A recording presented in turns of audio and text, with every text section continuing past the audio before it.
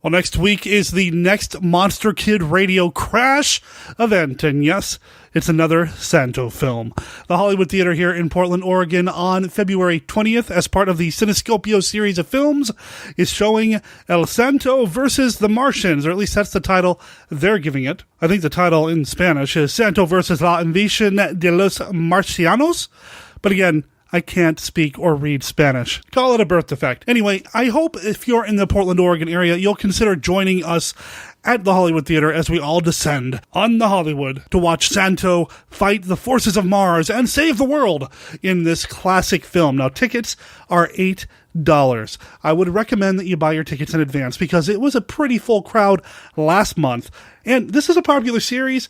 I can't wait for the movie. We're also going to see the documentary Viva Lucha Libre as a double feature with this film. Now, there's no panel this time around, but there will be one next month, so you'll just have to come back in March for that one. But you're going to get two movies, a feature-length film and a short documentary for $8, and you're going to get to see it with your fellow Monster Kid Radio listeners. We have an event page set up on Facebook for the Monster Kid Radio Crash. The film itself has an event page. Head over to monsterkidradio.net to follow the link in the show notes to the Hollywood Theater, or just go straight to Hollywood Theater, and that's theater with an R-E at the end, .org, and you can buy your tickets now. I'm going to be there. I'm going to have my recorder there. I know Ray and Chris, who were at the last Crash, are planning to be there as well, so I'm hoping they can make it and that I can record with them. And if you're going to be there, track me down, and I'll record with you and put you on a future episode of Monster Kid Radio. Viva El Santo!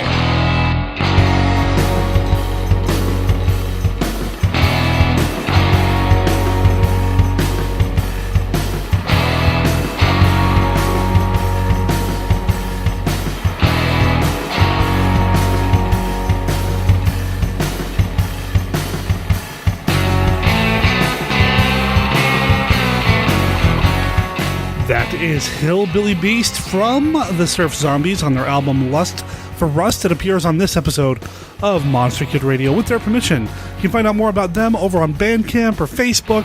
Follow the notes over at monsterkidradio.net to find links to their website and to find out about this episode of Monster Kid Radio. This is episode number 72 of the podcast devoted to the classic and sometimes not so classic genre cinema of yesteryear. I'm your host, Derek M. Cook, and I am excited. As always, it seems like I'm excited every episode, but I am excited because we are talking about the Son of Kong this week on Monster Kid Radio. Now, on episode 71, released a couple of days ago, I was joined by Stephen D. Sullivan to talk a little bit about this movie that took less than 9 months to get off the ground and into theaters after the original King Kong.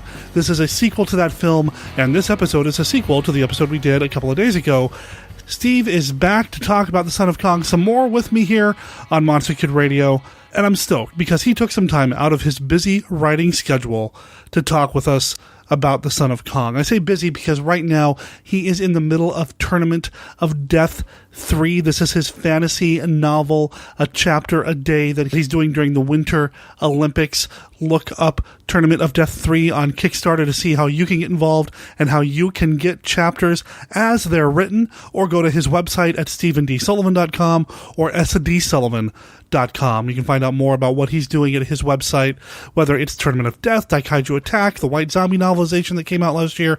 Everything that he's got going on, you're going to find at his website. Get over there. And get over to our website. Again, that's monsterkidradio.net. To find our contact information, our voicemail line is 503-479-5MKR. That's 503-479-5657. Or our email address, which is monsterkidradio@gmail.com. We've also got our YouTube, our Live 365 channel, our Flickr album, basically everything that you need to know about Monster Kid Radio between episodes, you're going to find at our website or at our Facebook group or page. Look us up over on Facebook, give us a like, join the group, and join the Monster Kid community between episodes. We are still in the middle of our 50 review challenge. Now, we have hit a total of 37 reviews as of this recording. Once we hit 50 reviews in the iTunes store, and I'm talking 50 honest reviews. Once we get to 50 honest reviews in the iTunes store, I'm going to launch a new monthly show here on Monster Kid Radio. A monthly show devoted to nothing but Creature from the Black Lagoon. Longtime listeners of Monster Kid Radio know that this is my favorite film of all time, and this special monthly Creature show is going to be about Creature, the sequels, the franchise, the influence, people that were involved in the movie, people who love the movie, people who collect things about the movie. I can't wait to talk about this movie in its own special show, but to do it, we need to get to 50 honest reviews in the iTunes store. So if you haven't already done so, I'm going to ask you to head over to iTunes and drop us a review over there. Here's another call to action. The Rondo Awards are coming up. Now, the Rondo Awards every year celebrate the best in classic horror fandom. I mean, there are awards for best film, best television show, best article, best magazine cover, best reviewer, horror host. I mean, there's all sorts of things. There's typically even a best podcast category. So right now, the nominations are still being accepted by the folks over at the Rondo Awards. Go over to rondoaward.com to learn how you can nominate your favorite films, media, TV shows, podcasts, articles, whatever. The awards themselves kick off Sunday, February 16th. You can also email the Rondo Awards folks over at taraco@aol.com if you have some ideas for things that should be on the ballot this year. There will be links in the show notes to get to all of this, of course. Stick around for after part 2 of the Son of Kong discussion, because I'm going to remind everybody about the Long Live the King documentary project in the works by Benevolent Monster Productions. I'm excited about that documentary. That's going to be a lot of fun. There's also another Kickstarter campaign I'm going to mention. I think I've mentioned it here in the past before, but I'm going to mention it again at the end of the show, so stay tuned for that. Of course, we can't get to that until we get to part 2 of our discussion of the Son of Kong with Stephen D. Sullivan, so why don't we get to that right after this. It's 1966. The space race is on. The Cold War is heating up, and giant monsters are destroying Japan. Dai Kaiju Attack, the serialized giant monster story. Presented free every week on daikaijuattack.com and sdsullivan.com. Become a member of the Dai Kaiju Attack group on Facebook. Join the action today.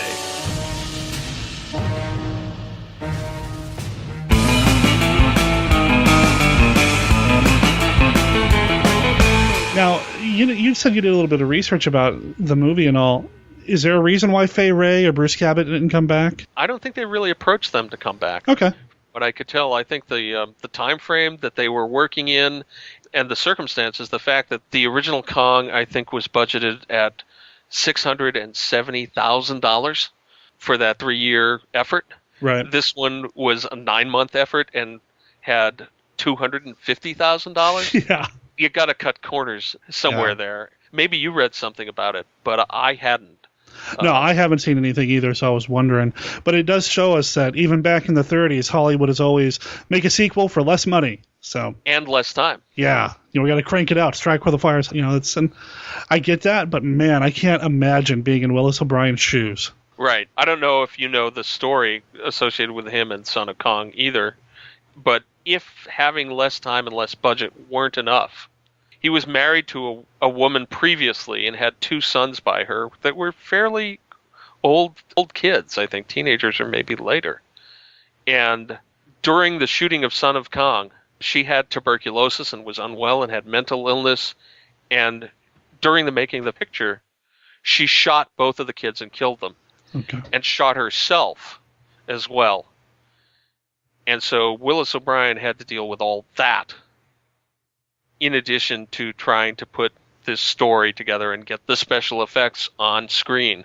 And that's why a lot of people, Ray Harryhausen, I think, included, think that there's, in some sense, there's not a lot of his work in Son of Kong. That, yes, his name was on it, but some people even say he asked that his name be removed, but Cooper and Schoedsack knew that his name had value, so they weren't about to do that. Now, I had known that Willis O'Brien had suffered that tragedy. I had read a biography of Marion C. Cooper, which was fascinating. I mean, that man's life is just... Man, James Cameron wishes he could have done everything that Cooper did. I mean, Cooper is just this explorer, and filmmaking is just one tiny part of his life. But anyway, I had read in that biography about what had happened with Willis O'Brien, and there are some photos from the production of either Son of Kong or Cooking on the Monsters. And when he found the news and all that, and the reporters still wanted to interview him, Willis O'Brien would tear up the photos and storm away.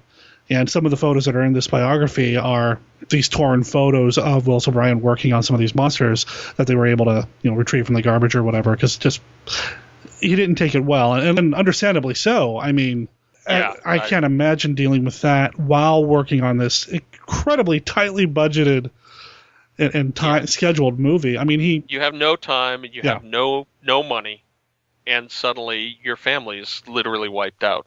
Although I guess the ex-wife survived for a year longer, so shot herself. But yeah, that's just, and for people that those kind of things are modern inventions, there's always been that, that one crazy spouse that kind of. My advice is shoot yourself first, then shoot the kids. Right? There you go. If you got to do it. A horrible thing to say. That's true. But, I mean, in a situation where there are kids involved, definitely. And Willis O'Brien, that's probably the worst thing to happen to him. But he really didn't catch a lot of breaks, down the line anyway. Right. And it's unfortunate. You have to wonder if that cast a shadow over the whole rest of his career. Because O'Brien was a brilliant guy. Oh, yeah. He was a brilliant artist and basically invented all of these effects that have became the modern art of special effects. And he couldn't get work. He kept having projects canceled under him. There was a project called Creation that he wanted to do after The Lost World and before Kong, that they got 20 minutes of test footage and built all these things, and then it was one of these rotating studio head things. One head was out, another one was in, and suddenly this, this $1 million project suddenly completely abandoned. I believe that some of those models actually ended up in Son of Kong because when you're pressed for time and money, you use what you've got on hand. There was just a series of those kind of things. I mean, you read about War Eagles. Oh, and I was just about to bring that up, man. I've seen production drawings and just what I've read a little bit what that movie would have been. That would have been a showcase for O'Brien. Right. And you think the guy that did King Kong doing this film and getting so far with it and then just having it collapse out under him. And this is a film, for those of you that haven't read about War Eagles, that would have involved, it was kind of a steampunk current setting, so it had airships, and it had Vikings who rode giant eagles into battle, and it had dinosaurs. And if I haven't gotten you with Vikings, airships, and dinosaurs and giant Sign me up. I was going to say, turn in your Monster Kid card right now. If you don't think, oh my God, that sounds awesome. I know, right? It would have been amazing. It would have been amazing. There is a screenplay that you can get for it. I don't have it. There's a novelization of the screenplay. Oh, wow.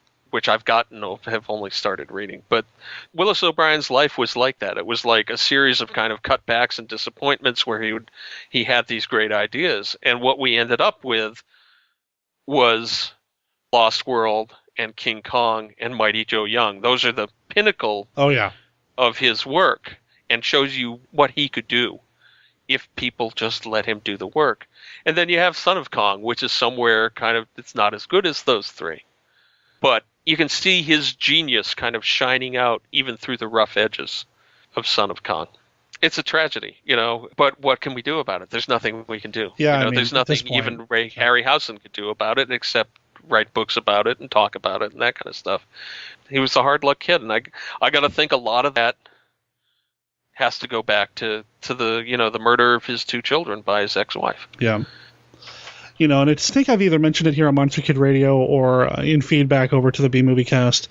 Without Willis O'Brien and King Kong, we wouldn't have a Ray Harryhausen. And without Ray Harryhausen, we wouldn't, to bring it back to your Daikaiju attack, Ray Harryhausen's Giant Monsters, put the idea of giant monsters into the ideas of the Japanese. And then without that, no Godzilla. And, you'd see the impact and the influence, and you could trace so much of fantasy film and monster cinema back to O'Brien. It's a shame that he doesn't get, as much, or he didn't get as much appreciation as he deserved, that I think he clearly deserved during his lifetime. I talk about The Black Scorpion being one of my favorite monster movies of all time, which I believe is the last movie he worked on. Yeah, it's certainly one of them, if not the absolute last one. The Black Scorpions look great. And even then, the studios were like, well, that's awesome, but we need something different for the close-up. And it's totally, while, there might be some charm to that, the close-ups of the Blade Scorpion's faces are clearly not O'Brien. Right. And it's and again, that's a movie where they just kept cutting back the budget. Yep. I love the Black Scorpion. I think it's a really cool movie, but it's one where the budget limitations show. There's at least one scene where it's like the Black Scorpion is just a black silhouette of a scorpion. It's like they have the matte outline of the scorpion, but they never had the money to print the scorpion into the matte outline moving across the screen. There are a number of those, and the same kind of stuff happened in the giant behemoth, where it's just like, all right, we ran out of money here, so we're going to do a sock puppet for the behemoth, right? Yeah. And sadly, O'Brien suffered from that a lot. I think the Black Scorpion, holds up fairly well, and in terms of cheese, having the fake scorpion face it's wonderfully cheesy, but yeah, no, it doesn't support the film at all. No. It's not even to the level of King Kong with the giant ape face. Doesn't quite match the faces of the miniature apes. I think the only thing that I've seen that's actually more jarring is Bela Lugosi's Murders in the Rue Morgue. We've got Charlie Gomorrah in this wonderful monkey, ape suit, and then they do a close up of the chimp, and it's a live chimp, and it's clearly not for a suit, and it's just so jarring and disconnecting. And right, but what can you do? Didn't quite trust what they were doing there, and decided to kind of cheap out at the same time, and right. It's tricky, working, like you said, just imagining working within the kind of budget and time restrictions a lot of these things had. It boggles the mind that they were able to get. I'm amazed they could produce this film, even though it's only an hour and 9 minutes long, right, with a number of animated creatures and monster battles and this wonderful score by Max Steiner and really good acting by all the principal characters. It really is. I mean, we've talked how lighthearted some parts of this movie is, or are, but don't be mistaken here. I mean, these performances are solid, and I was probably more invested in Denham in this than I was in the first film, and a lot of that is Robert Armstrong's performance, and I think the acting in this is as good. It's very good. Yeah. It's people make fun of the acting in Kong nowadays because it's not the kind of acting people are used to now. But for the time, the acting is fine if you just settle back and go with it. In the 1930s, people talked like that. Yeah. They behaved like that. If you look at any other films from the time, this was the way people talked and behaved. Exactly. It may not be the way we talk and behave, but this is the way they talk and behave. And so that's the standard you have to judge people by, not whether Robert Armstrong is James Dean. Because he's not. Because he's not James Dean. But, for the time period, and that's one of the things that I've said on numerous podcasts in the past, is that when you go into these older movies, you don't get to just see a great story, you get to see kind of a look into how things were kind of done, the society, the norms, the mores, and all this other stuff about the time period in which the film was created. And there's a lot of that 1930s kind of patter in this movie that I really appreciate. Robert Armstrong always calls, the female lead kiddo or kid, which, again, it's so... It's endearing. Exactly. It's endearing and evocative of the era, and it's perfect. Right. Yeah, it's a little paternal, but he starts out feeling paternal. Exactly. Because she's in a tough spot. The circus is burned down, and not to reveal too much, she's had a great loss. So he's being a generous character. He's being kind to her, and he starts calling her kid, and then it becomes, kind of like a nickname for them as their relationship changes over the course of the film. He's one of the reasons I love this movie. As much as I enjoy the stop motion by Willis O'Brien's or his crew, including Buzz Gibson, who apparently did a lot of the actual hands-on animation. There's pictures of Buzz Gibson working with the Styracosaurus, among others. As much as I enjoy all that, I don't think any of this works without Robert Armstrong giving just a great performance as Carl Denham. Definitely, but I do want to talk about the monster, and I do want to Son of Kong. Absolutely. So he's a smaller version of King Kong. He's definitely Well, he may or may not be the actual true son of King Kong, but I mean, he looks like him. He's got the same facial features, and he's white, right? He's a lighter color. Right. He's not an albino because they never mentioned that, but his fur is white, and Robert Armstrong says or Denham says that he's about tall when describing him, and that's probably about right because this was movie making on the cheap. He's actually made from the original King Kong. It's the same model. Is it the same model? I was going to ask that. It's the same armature underneath the model, anyway. Reuse the armatures. And that's one of the reasons a lot of these monsters, the originals don't exist anymore, because they would take them apart and then use them again. And so the one that is used for Son of Kong was one of the King Kong models again, as well. And so that's why it looks like him. Although you can tell, even though Marcel Delgado, who's a brilliant sculptor and creature creator, he worked on these, you can see in Son of Kong on a DVD, you can see the sculpt's not quite as good, the detail's not quite as good. It's clear that it was a little more rushed. But at the same time, there's definitely a family resemblance there between the two monsters. We never see a Mrs. Kong. No, we don't. We don't. Maybe the third entry into the franchise that somebody needs to get on is, Mrs. Kong or something. Maybe. There was Peter Jackson, when he was doing the remake a couple of years ago, they did a series of video diaries. Uh-huh. And I guess it was every week or something like that. But they had one that came out that talked about how they were already planning the sequel. And in the sequel, they went back to Skull Island and they found the Son of Kong, and he was kidnapped by the Nazis and taken to Nazi Germany and ended up mounting rocket launchers on Son of Kong, rampaging through the streets trying to get Hitler and this kind of stuff. And they had like little animatics for it. Oh, wow. And it turned out, if you check the date, it was their April Fool release. But it's kind of a wonderful little, and as I recall, it was Son of Kong. Maybe it was the revivified corpse of Kong, but it was kind of related to that. It was a sequel. That would have been, and it was pretty funny. Wow. Yeah. Anyway, model, apparently, that Kong model still exists today. The armature exists. Right. The Son of Kong is based on the same model. He looks the same. He looks like he could be a kid of King Kong, but it's a much gentler character. And I read and I heard that Ruth Rose had said she knew that they didn't have money to make this. She knew that they couldn't go for the spectacle, so she decided to make it a lighter film in terms of comedy and interaction. And the Son of Kong it's like watching a baby animal in some sense. He's kind of naive, he's funny, he's not really menacing, and very quickly befriends Denham and our heroine, our unnamed heroine kid, whose name is Hilda, which I never remember. Yeah. Well, it's only in the end credits, yes. And there's one moment like where they're camping out at night, Denham and kid they're camping out, and Son of Kong kind of looks around the corner and sees them cuddling up together, and he puts his hand to his mouth. He's got that tee-hee kind of thing going on. It's freaking adorable. Right. And it's pretty cute. Now, if you're expecting a menacing King Kong, well, that guy ain't in this picture. No. This is his cute, cuddly kind of kid. And there's even one shot where he literally looks at the camera and kind of shrugs. Did Son of Kong just break the fourth wall there? He's playing to the camera. He knows. Yeah. It's right. He sounds a lot different too. Because King Kong, I mean, he's big monster, screaming, yelling, whatever.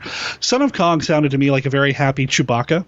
Yeah. He just sounds, he's like a kid. He's kind of more, he has a roar, but mostly, Kong used to go, roop, roop, and Son of Kong is like, roop, roop. Exactly. It's a much more juvenile kind of creature. And that's part of the fun. Again, I don't think Ruth Rose gets enough credit for this.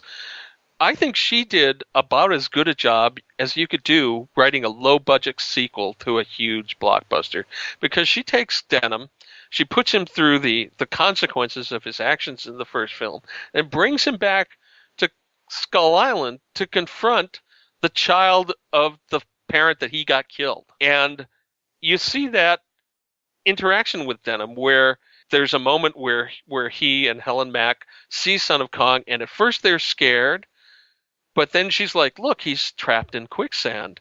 And remember, she's working with monkeys, so she has real sympathy for animals. And Denham very quickly kind of goes like, oh, maybe he's not threatening. Oh, God, I got his old man killed. Ugh. And so he has this kind of arc where he goes from the guy that was relentlessly trying to capture Kong in the first film to where he feels bad about that. He realizes not just because he's in jeopardy financially, but because of the chaos that he caused, and because confronted with it and thinking about it, he realizes he really mistreated this animal, and he even says, as he's helping little Kong, maybe we'd all been better off if I'd never taken him off the island. Yeah. And that's a really nice arc, and it's a nice piece of writing, I think, as well as a nice piece of acting by Robert Armstrong. Mm-hmm. I agree. There's I think another line of dialogue where I think I already mentioned this, where they're helping out Son of Kong, little Kong, and consider this an apology for everything that I've done. And I think the only people that maybe Robert Armstrong, or Denham, hasn't necessarily come clean with at this point are the natives on the island. Because at the very beginning, when they get to the island, the natives are like, well, you let Kong out of the wall, and that's bad. And then, what happens at the end? I everybody. That scene too, though. It's like they arrive at the island in a small boat, and Denham says, the natives are going to love us because we did them a real favor by taking Kong off the island. And Noble Johnson, who was the chief in the first film, has survived, and he leads the other natives out of the jungle, and they throw a spear at Denham just to show him that they mean business. And they're like, you got a whole bunch of our people killed and ruined our village. So even when he thinks he's maybe off the hook, what his past actions still come back to bite him. Again, I love that about this picture. It's like every time he thinks he's going to get away with something, he doesn't, until he actually has to kind of force himself to change and realize what I did was selfish. Maybe it was selfish in a grand way and that I was going to share the fortune with everybody. But I did something that caused a lot of people pain, and nobody in the first film was better off because of what Denham instigated in taking Kong from the island and bringing him to New York. And the confrontation with the natives brings that out. It's just a very brief scene. But I love that scene because, again, it defies your expectations and certainly what he thinks, and brings Denham back to reality from his kind of glorious white man savior of these natives. It's like, no, you screw lives. We had it all under control. We had a wall. We had sacrifices. Kong left us alone. It was all good until you showed up, and then bang, suddenly, Kong's rampaging through the village, crushing people into the dirt, tearing down our houses. Right. You ruined everything. Carl, what were you thinking? And they end up having to leave. They can't stay. One of the things that I'm hoping that at the end of the film, which we won't discuss, I'm hoping that some of the natives turn out okay. Yeah, that's true. In the end of the film, there's a brief clip of more calamities happening to these poor native guys. And yes, they were sacrificing people to Kong, and that's not a great thing. But still, getting their whole village wrecked and people killed and that kind of stuff, not the greatest thing in the world. So not at all. So I like that. I like that little moment where they're like, hey, they're going to think we're great here. Oh, they don't think we're great at all. In fact, they think they want to kill us if we want to stay. Right. Robert Armstrong did turn up in Mighty Joe Young, which is pretty much the spiritual sequel to these films. They're not directly tied, but it's the same people that made it. And we'll talk about that on a future episode of Monster Kid Radio. I think I'm going to have Scott Morris on for that. I love that. I love Mighty Joe. It's wonderful. Yeah, it is. It really is. And that's where you kind of see the passing of the torch from O'Brien to Harryhausen and that. So right, absolutely. That'll be it's right. Most of the animation in it. But, as much as I like Mighty Joe, it doesn't have dinosaurs. Son of Kong. Gotta have dinosaurs. Son of Kong has dinosaurs. Yep. So as much as I love Mighty Joe, it's and Mighty Joe for me even though the animation is much more advanced in some ways than either of these earlier films, if Mighty Joe just had some dinosaurs in it, man. There you go. Then it'd be perfect. And that's one of the things I like about Son of Kong is it does have dinosaurs. Yep. It doesn't have a lot of dinosaurs, but it has a number of dinosaurs, and they're better dinosaurs than you're going to get in your standard film because they're stop motion. Yep. Agreed. The movie's pretty easily available on DVD. I mean, it's out there, and I believe there was even a 3-pack at one point of Son of Kong and Mighty Joe Young. I was able to find it real quick. Right. Don't be misled by the Alpha Video or Oldies.com release Sons of Kong, because Son of Kong is not in that collection. That is a collection of movies that just are basically gorilla movies, men in ape suits. Public domain gorilla movies. Yeah. But on the other hand, the version of Sons of Kong that I have is one of the coolest packages. Do you have the pop-up? I have the pop-up version. Oh, nice. It has a pop-up. For those of you that don't know, it has an actual pop-up cover where you open it, and the gorilla and the girl, they're little cutouts, and they stand out like they're an old kid's book. When I bought it at the time, it was just a cool, cheap DVD, and then it was like, oh my God, look at this. This is the coolest package ever. Yep. But as cool as it is, Son of Kong in that, you have to go, Son of Kong is not public domain, despite being a movie from 1933. Right. Not all are. Yeah, not all are. RKO and Turner and all those had their hands involved with that. So that one is not public domain, but it's easy to get your hands on, and I recommend you check it out.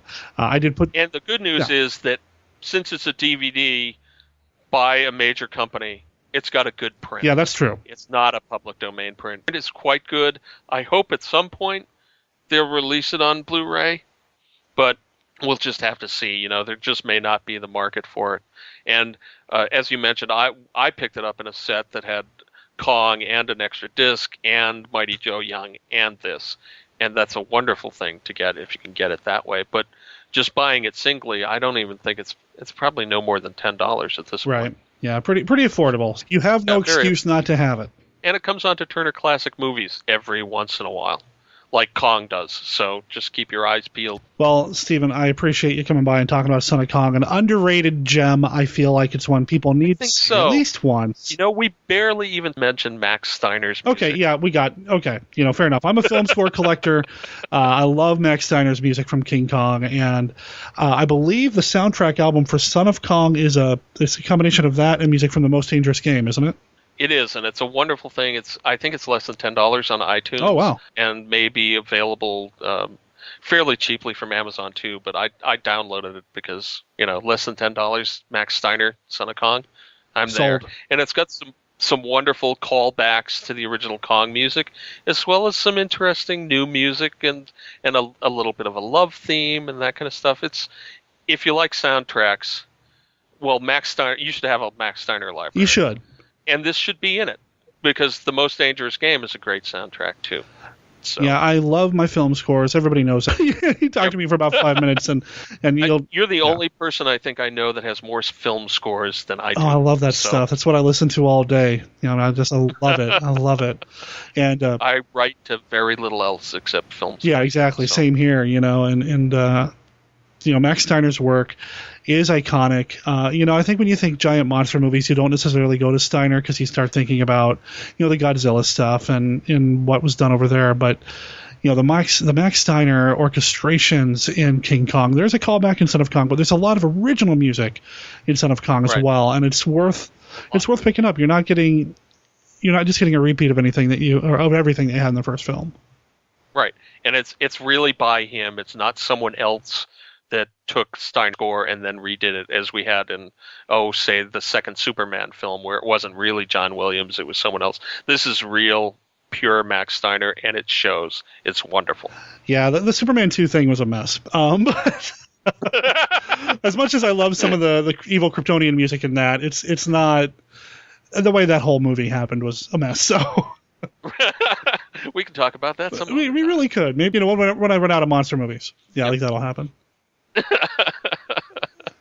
Yeah. All right. So Max Steiner, add him to your iPod, add Son of Kong to your DVD collection, and where can people find you online? People can find me online at StephenDSullivan.com. That's Stephen with a PH, like Stephen King.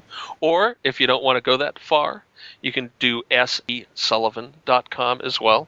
And, of course, if you're wanting to read the free giant monster serial, DaikaijuAttack.com. If you Google that, that'll probably turn up. So maybe SD Sullivan's the easiest thing. Well, of course, go to monsterkidradio.net, and there's going to be links in the show notes. Well, thanks for joining me this time around. I'll have to have you back down the line. Oh, yeah, absolutely. It's been a great pleasure. We'll talk again, I'm sure. Again,